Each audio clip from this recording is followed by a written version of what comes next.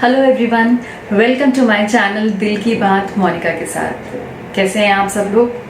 और आशा करती हूँ कि आप सब लोग अच्छे से होंगे। और आज का ब्लॉग भी बहुत ही इंटरेस्टिंग है।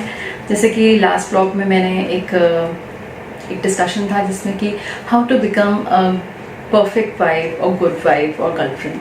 सो आज के ब्लॉग में जो मैं बात करने वाली हूँ वो आपको कुछ तो गेस हो ही गया होगा। चलिए मैं बताती हूँ आपको कि किस बारे में है आज का ब्लॉग। आज का ब्लॉग है कि किस तरह से एक अच्छे हस्बैंड या एक अच्छे बॉयफ्रेंड कैसे बने। ठीक है, देखिए कोई भी इंसान परफेक्ट नहीं है, लेकिन अगर आप छोटी छोटी कोशिशें करें, छोटे छोटे बदलाव अगर अपने उसमें कर लें, नेचर में अपने जो आपका जिस तरह से आप इस रिलेशनशिप को परसीव करते हैं, तो बहुत पॉजिटिव चेंजेस आ सकते हैं आपकी लाइफ में। तो चलिए इस ब्लॉग में जानते हैं कि वो कौन सी ऐसी बातें हैं जो कि आप अगर चेंज कर लें अपनी लाइफ में, या इस तरह के चीज़ें आप अपने इम्प्लीमेंट करें अपनी लाइफ में, तो क्या क्या पॉजिटिव चेंजेस आ सकते हैं। तो ये जो रिलेशन है वो बहुत ही प्यारा रिलेशन भी है, और साथ ही साथ अगर कुछ भी इसमें कॉन्फ्लिक्ट्स आ जाते हैं तो बहुत ही बिटर भी हो जाता है। खूबसूरत भी है, लेकिन इसको बिगड़ते भी देर नहीं लगती इस हस्बैंड वाइफ के रिलेशन में या बॉयफ्रेंड और गर्लफ्रेंड के रिलेशनशिप में। तो सबसे पहले बात करते हैं कि वो सबसे पहली क्या चीज़ है जो सबसे ज़्यादा ज़रूरी है। आप लोगों को क्या लगता है कि किसी भी एक रिलेशनशिप में को सक्सेस होने में क्या चीज़ सबसे इम्पॉर्टेंट है? जी हाँ, सबसे पहले इम्पॉर्टेंट है लव का होना। क्या क्या आप फील करते हैं अपने पार्टनर के लिए। तो एक अच्छे हस्बैंड होने के लिए, एक अच्छे बॉयफ्रेंड होने के लिए भी उस रिलेशनशिप में एक कंटिन्यूस फ्लो ऑफ लव होना चाहिए। वो रिलेशनशिप में प्यार कभी कम नहीं होना चाहिए। तब प्यार बेशुमार होगा तो वो रिलेशनशिप ऑलवेज खूबसूरत होगा।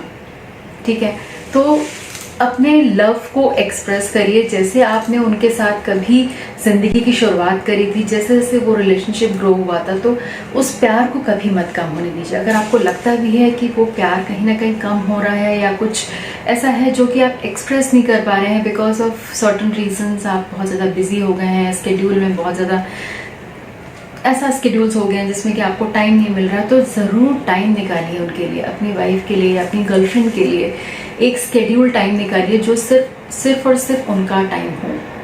उस बीच में आप वो टाइम उनको ही असाइन करिए कि ये टाइम जो है दिन भर का, वो जो टाइम है, आप कितने भी बिजी क्यों ना हो। तो ये चीज़ जो है, जैसे आपने देखा होगा बहुत सारे लोग कंप्लेन करते हैं कि उनके हस्बैंड्स के पास उनके लिए टाइम नहीं है, या उनके बॉयफ्रेंड के पास उनके लिए टाइम नहीं है। ये चीज़ दोनों पे लागू होती है, लेकिन दोनों को ही ज़रूरत है इस बात की, ये समझने की कि ये एक दूसरे के लिए टाइम निकालना और अपने लव को एक्सप्रेस करना बहुत ज़रूरी है। तो फर्स्ट पॉइंट इसमें यही आता है कि सबसे पहले अपने लव को एक्सप्रेस करिए, और उसको डेली बेसिस पे एक अपनी प्रैक्टिस बना लीजिए कि आपको अपने कितने भी आप बिजी क्यों नहीं हो, लेकिन आपको एक आई लव यू बोलने में या एक छोटी छोटी चीज़ों को इजहार करने में कोई बुराई नहीं है। ठीक है, ज़िंदगी तो वैसे ही चलती रहती है, उसमें उतार चढ़ाव भी वैसे ही आते रहते हैं। बहुत सारी प्रॉब्लम्स को भी आप फेस कर रहे होंगे इस समय, बहुत सारी चीज़ें ऐसी चल रही हैं जो हमने कभी नहीं सोची थी, लेकिन उसके बावजूद भी आप बिना फ्रस्ट्रेट हुए इस बात को सोचिए कि आप किस तरह से एक दूसरे के साथ में क्वालिटी टाइम स्पेंड कर सकते हैं। तो एक्सप्रेस योर लव, तो पहला पॉइंट तो ये बहुत ही इंपॉर्टेंट है। ठीक है, तो उस रिश्ते को कभी भी उसमें बोर्डम सेट मत होने दीजिए। तो ये तो हुआ पहला पॉइंट। और दूसरा पॉइंट इसमें यह आता है कि आप एक दूसरे पे ट्रस्ट होना, एक दूसरे के प्रति लॉयल होना। ये एक ऐसा पॉइंट है जिसमें कि बड़े बड़े रिश्ते जो हैं वो इतने इतने सालों की मैरिज या इतने सालों का रिलेशनशिप एक मिनट में टूट जाता है, जब उनको जो एक दूसरे के लिए अगर लॉयल नहीं होते हैं और ट्रस्ट नहीं होता है दोनों के बीच में। या कई बार ऐसे भी केसेस आते हैं मेरे पास जहाँ पे कि हस्बैंड जो है वो बहुत ज़्यादा वाइफ के लिए बहुत ज़्यादा ओवर पोजेसिव होते हैं। Over possessive in the sense कि प्यार तो होता है वहाँ पे, लेकिन वो एक जो अधिकार भाव है वो बहुत ज़्यादा बढ़ जाता है। जब वो आप किसी को अपनी प्रॉपर्टी की तरह डील करने लग जाते हैं कि ये मेरी वाइफ नहीं, ये मेरी प्रॉपर्टी है, तुम यहाँ मत जाओ, तुम वो मत करो, तुम ये मत पहनो, तुम ये मत करो। तो जब आप इस तरह के इस तरह आप कंट्रोलिंग नेचर करने, आप डोमिनेट करने लग जाते हैं अपनी वाइफ को, वहाँ पे रिलेशंस जो हैं स्ट्रेन होने लग जाते हैं। तो प्यार को प्यार में ही रहने दीजिए, प्यार के दायरे में पॉजेसिवनेस मत आने दीजिए। अगर आपको लग रहा है कि आप बहुत ज़्यादा कंट्रोल कर रहे हैं और आपकी वाइफ भी अगर आपसे ऐसा कह रही है कि आप बहुत ज़्यादा कंट्रोलिंग नेचर हो रहा है आपका या इससे, तो उसको समझिए कि कहाँ पे ये आपके अंदर क्यों ऐसी भावना आ रही है, आप उनको क्यों इतना कंट्रोल करने की कोशिश कर रहे हैं। तो डोमिनेट मत करिए। डोमिनेट करने से क्या होगा, कुछ दिन वो आपके डोमिनेशन को बर्दाश्त कर लेंगी, लेकिन एक पॉइंट ऐसा आएगा जब वो एक्सेस में हो जाएगा और वो डोमिनेशन फिर वो नहीं बर्दाश्त करेंगी और फिर उसके बाद बात आती है, फिर वो कड़वाहट और ज़्यादा फैल जाती है और फिर ब्रेकअप्स और डिवोर्स तक की नौबत आ जाती है। तो सेकंड पॉइंट यही है कि डोमिनेट मत करिए, ठीक है। अगर आपको कोई बात उनको समझानी है या कुछ कन्वे करनी है तो उसको प्यार से समझाइए, और जितना आप अपना टेम्परामेंट लूज़ करेंगे उतना ही ज़्यादा आप उस रिलेशनशिप को भी लूज़ कर देंगे। या हमेशा याद रखिएगा, टेम्परामेंट आपका जितना गिरता जाएगा उतने ही वो रिलेशन भी ख़राब होता जाएगा। तो शांत दिमाग से बात करिए। अगर आपको कोई बात उनसे कहनी भी है तो बिना गुस्सा हुए, बिना करे, एक तरीके से बात करिए। कई बहुत सारे एडवर्स केसेस में मैंने देखा है और बहुत ही दुख की बात है कि वो टेम्परामेंट इतना ज़्यादा ख़राब हो जाता है हस्बैंड्स का वाइफ के प्रति कि वो कई केसेस में, बहुत सारे मैरिज के जो आते हैं काउंसलिंग केसेस, उसमें डोमेस्टिक वायलेंस तक की नौबत आ जाती है। तो जब जहाँ पे डोमेस्टिक वायलेंस तक की बात आ जाए, चाहे फिर वो वायलेंस, चाहे वो मेंटल वायलेंस हो, चाहे वो फिजिकल वायलेंस हो, वायलेंस तो वायलेंस ही होता है। तो कोशिश करिए कि अपने टेम्परामेंट में अगर आपको लग रहा है कि आप अपने एंगर पे कंट्रोल नहीं कर पा रहे हैं तो उसको कंट्रोल करना सीखिए, और उसका अपनी वाइफ को एक पंचिंग बैग की तरह मत बनाइए। बहुत से केसेस में ऐसा देखा गया है कि वाइफ जो है वो एक हस्बैंड की गुस्सा एक इस लेवल तक बर्दाश्त करने लग जाती हैं कि कोई भी प्रॉब्लम आती है हस्बैंड के ऊपर तो वो हस्बैंड को लगता है कि ये तो इजी टारगेट है, हम इस पे गुस्सा कर सकते हैं, हम अपना फ्रस्ट्रेशन निकाल सकते हैं। तो वो पंचिंग बैग बनते बनते वो सिचुएशन इतनी बिगड़ जाती है कि एट लास्ट वो रिलेशनशिप ब्रेक होने लग जाता है। तो जो मैंने इस पॉइंट में बताया, इसमें मैंने कई सारी चीज़ें बताई कि आप लॉयल रहिए, ट्रस्टवर्दी रहिए और अपने एंगर पे कंट्रोल रखिए, ठीक है। तो ये तो हुआ सेकंड पॉइंट। अब थर्ड पॉइंट की तरफ हम आगे बढ़ेंगे। अंडरस्टैंड करना, अंडरस्टैंडिंग होना बहुत ज़रूरी है।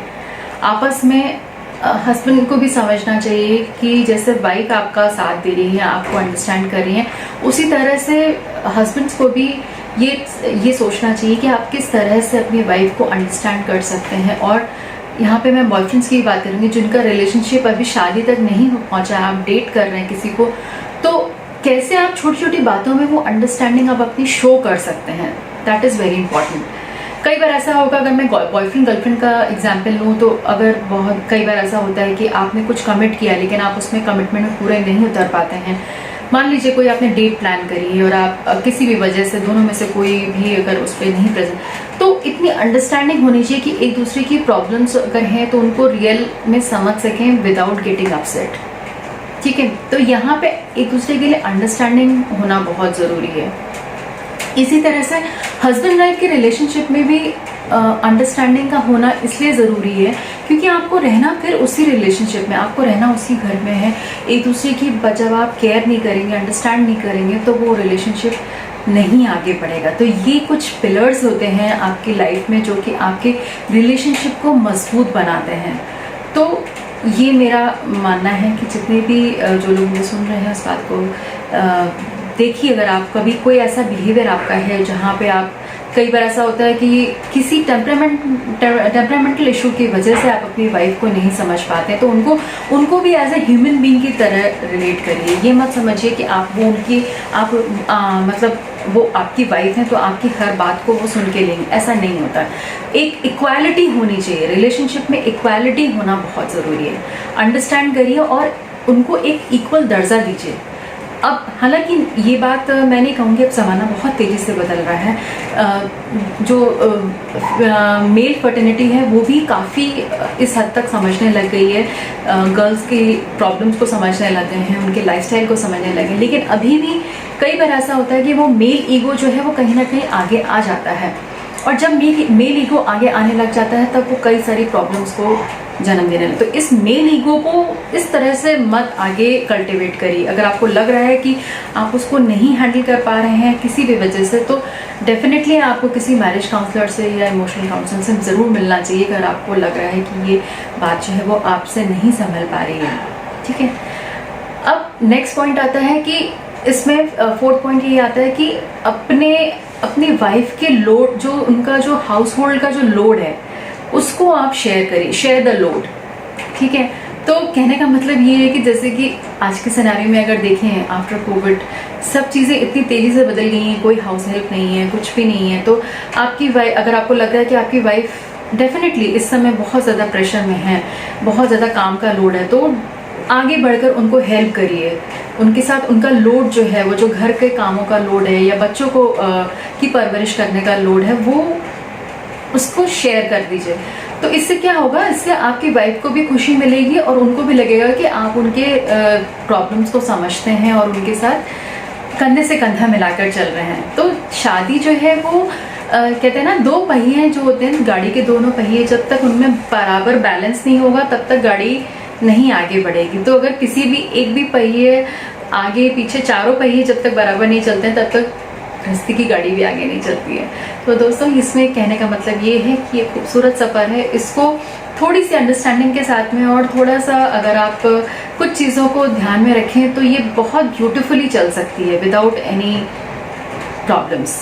ठीक है, तो ये तो हुआ शेयर द लोड, जो मैंने फोर्थ पॉइंट आपको बताया। अपने वाइफ के साथ डे टू डे बेसिस पे जब आपको टाइम मिले उनके साथ उनकी problem, day to day life की जो प्रॉब्लम्स हैं, जो जिम्मेदारियां हैं, उनको बांटिए उनके साथ में। तो यकीनन वो भी आपसे, उनको भी एक्स्ट्रा टाइम मिलेगा उन जिम्मेदारियों के बाद आपके साथ अच्छे से टाइम स्पेंड करने का। तो ये तो भी हुआ चौथा पॉइंट। अब इसमें पांचवा पॉइंट ये आता है जो कि बहुत ही इम्पोर्टेंट है कि अपनी वाइफ के ड्रीम्स और उनके पैशंस को समझिए। क्या उनका बेसिक नेचर है, उनको क्या चीज़ पसंद है। जैसे कि कई बार ऐसा देखने में आया कि जो लेडीज़ होती हैं वो उम्र के साथ साथ अपने पैशन को या अपने जो उनका कभी कोई ड्रीम हुआ करता होता है उसको वो भूल जाती हैं। बहुत सारी जिम्मेदारियों के साथ में वो भूल जाती हैं उन सारे ड्रीम्स को। तो उनके ड्रीम को समझिए और उनको सपोर्ट करिए उसमें। देखिए, जैसे मैं अपना एक एग्जाम्पल दूँ तो मेरे हस्बैंड ने मुझे मेरी इस जर्नी में बहुत सपोर्ट किया है। मैं जो मेरा बैकग्राउंड था और जो जिस तरीके का था उसको उस समय मैंने नहीं समझा कि मुझे क्या चीज़ करनी चाहिए, मैं कहाँ पे सक्सेसफुल होंगी, क्या मेरी स्ट्रेंथ है और मैं किस चीज़, क्या मेरा फोटे है। बट उन्होंने समझा और मुझे मोटिवेट किया इस बात के लिए कि you should get the training for counsellor, being a counsellor, being a tarot card reader, whatever I am right now. मतलब मैं तहे दिल से उनकी शुक्रिया अदा करूँगी कि उन्होंने मेरे टैलेंट को पहचाना और मुझे सही डायरेक्शन दिया। कई बार आपके लाइफ पार्टनर भी आपके एज ए लाइफ कोच बन जाते हैं और आपको सही डायरेक्शन देते हैं लाइफ में।